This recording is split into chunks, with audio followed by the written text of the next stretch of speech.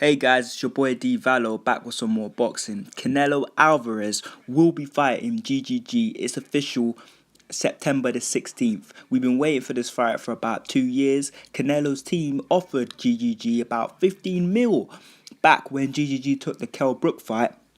Then obviously after that he had a mandatory fight against Daniel Jacobs. Now he's finally ready to fight Canelo in September.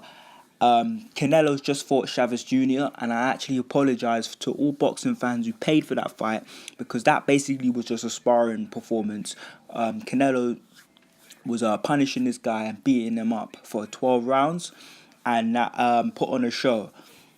GGG was there to watch it, and then afterwards Canelo shouted him out. He got into the ring and they officially said that it's going on. But before that, papers were getting signed and things were getting arranged for this fight before that anyway, but now it's actually happening. Where it's going to happen, well, we're not sure, but I'm sure I know that both of these teams want to make this a massive fight. Not just a massive fight in terms of like how much money it's going to cost or how much money the fighters are actually going to make, but a massive fight for the boxing fans, for the turnout of people who are actually going to watch it, for the people that are actually going to buy tickets, who are actually going to come to the event. That's what boxing is all about, and that's why I enjoyed the AJ versus Klitschko fight so much, because it was also about the boxing fans who are paying their money.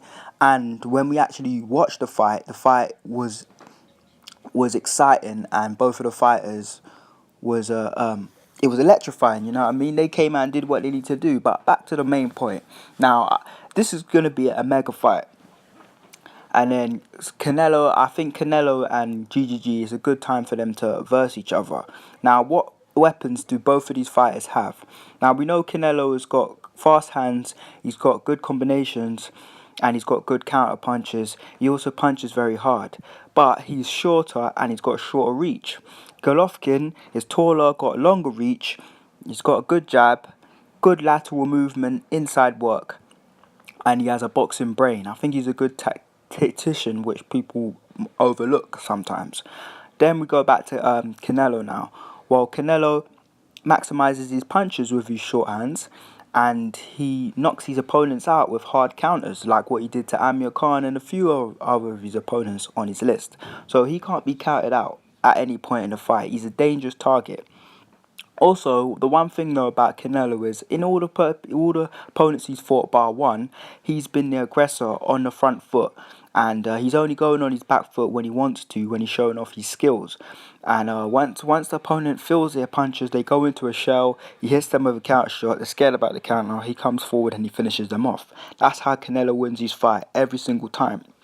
Bar one, I say, because he couldn't do that against Mayweather because of what Mayweather was doing.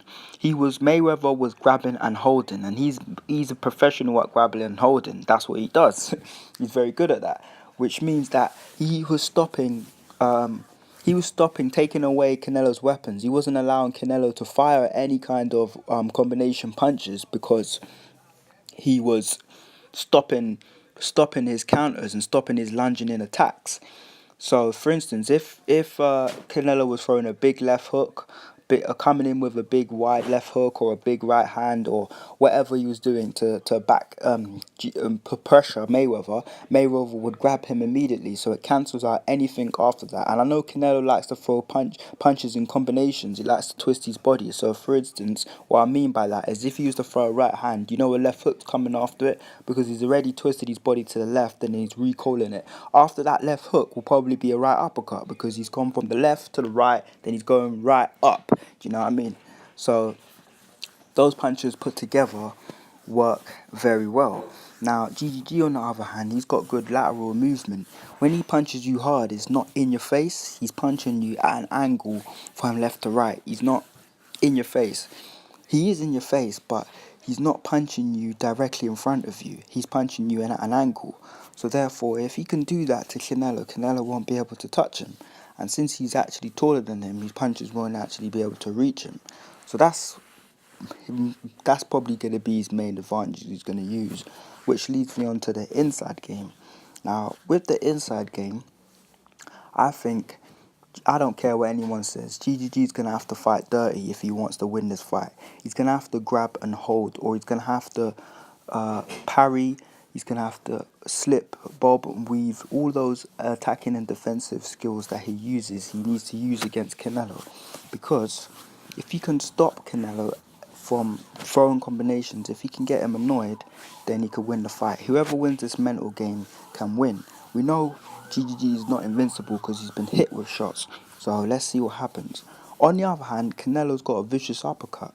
If he throws that uppercut, we know how devastating uppercuts can be. If you can throw that uppercut against GGG, lift his head up, we can maybe he can hurt him, and we could see him in deep waters. But if it was to come down to raw power, I'd still go to GGG, because his punches come down on you, and he also uses gravity on it. He has gravity on his side since he's a taller fighter. But yeah, I think also another important thing about this vital opponent is the jab. Now, ever since Canelo got beat by Floyd Mayweather, he's utilised his jab much more effectively since that fight. And his jab is like a power punch all the time in your face, and he used it effectively against Chavez Jr., who was a sitting duck, but he still done it. So he knows how to use the jab.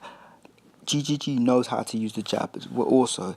When he fought David Lemieux, who was a shorter fighter than him, he was sticking the jab in his face all night, and it actually was his most effective weapon on that night amongst all of his other punches. So if GGG can stick the jab in Canelo's face all night, then he can win. But if Canelo can slip and land his jab or land his hooks, then he could win. But against a taller fighter, the jabbing game's not going to work for Canelo. I don't think GGG is massively taller than him, but that height difference will make a difference, if you know what I mean. He's not going to be able to comfortably jab him at range like he usually does, and if he steps in, he could get hit with something. So he may want to think about coming in differently. So I think lateral movement is important here. If Canelo comes too square, he's going to get hit. If he stays in one place, and he's going to get hit. Whereas with GGG, if GGG attacks at angles, he's okay, because he can, any shot that's going to come from Canelo, he can roll it, he can parry it, he can do certain things, you know what I mean? He has, because of his reach and also of his skills. So, you know what? This is a big fight. I'm looking forward to it. You know what's happening. It's your boy D Valo. Drop it in the comments. What do you think about this fight? Who do you think is going to win? Let me know. And I'm out.